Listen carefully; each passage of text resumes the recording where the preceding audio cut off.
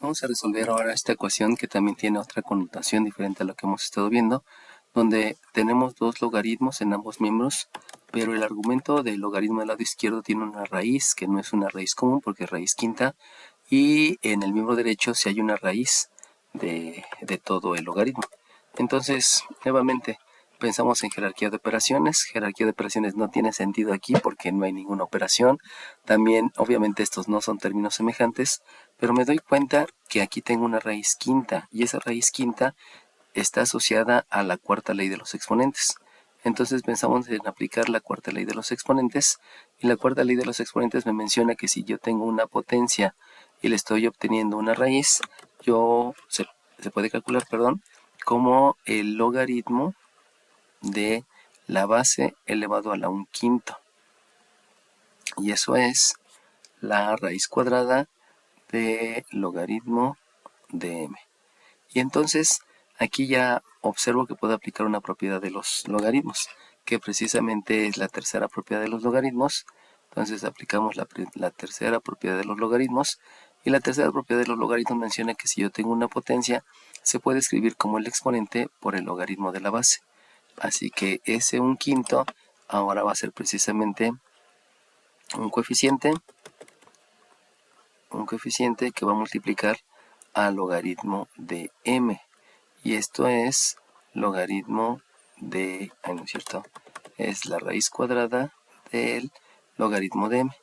Y entonces ya se ve un poquito más visible que sí tengo términos semejantes, que es el logaritmo de m. Pero sin embargo me está estorbando esta raíz. Entonces, como esta es una operación, y obviamente no puedo hacer la operación en el miembro derecho, entonces vamos a pensar en una operación inversa en el otro miembro.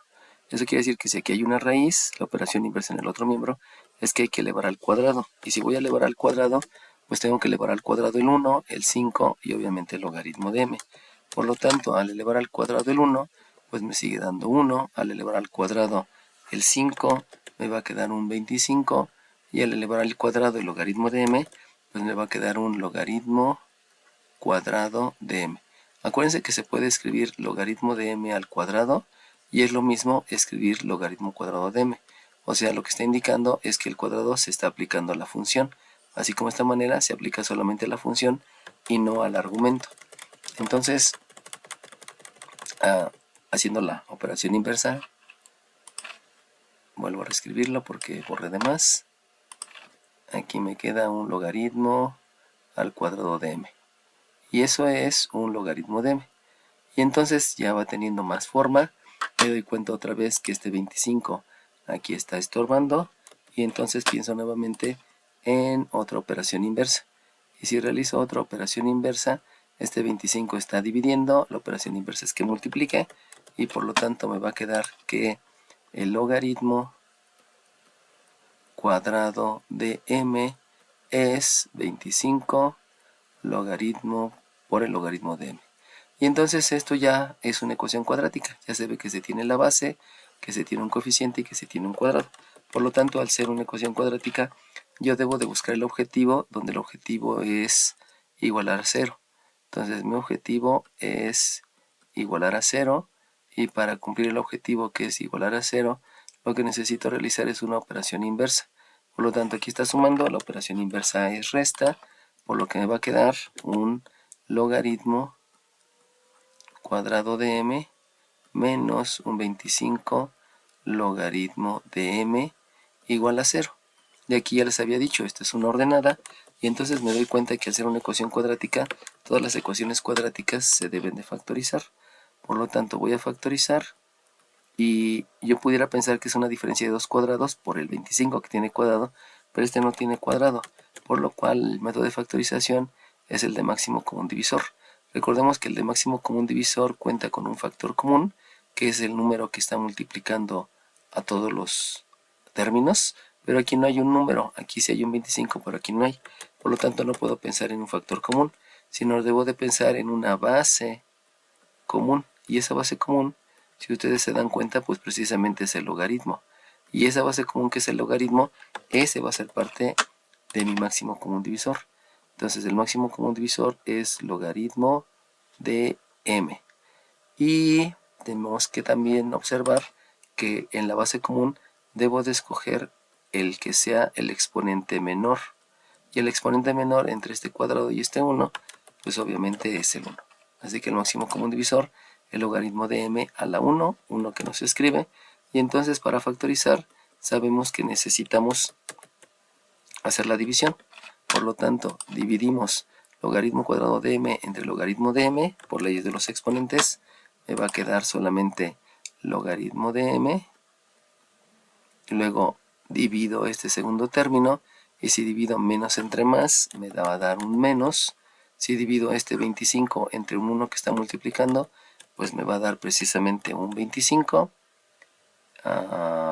Perdón, el signo se borró, me da un 25, y luego este logaritmo entre este logaritmo me da la unidad, por lo tanto ya queda factorizado por máximo común divisor, y lo único que me hace falta es satisfacer la ecuación. Entonces, si voy a satisfacer la ecuación, acuérdense que eso va referido a que este factor, qué valor debe tener ese factor para que el resultado sea 0, y la única manera es precisamente que el logaritmo de m tenga un valor de 0. Y de la misma manera, aquí se piensa en una operación inversa, que es una resta, entonces tendríamos que el otro logaritmo de una m, que la vamos a simbolizar con el punto b y esta con el punto a, es un 25. Y de aquí, para ambos casos, lo que debo de hacer es la definición del logaritmo,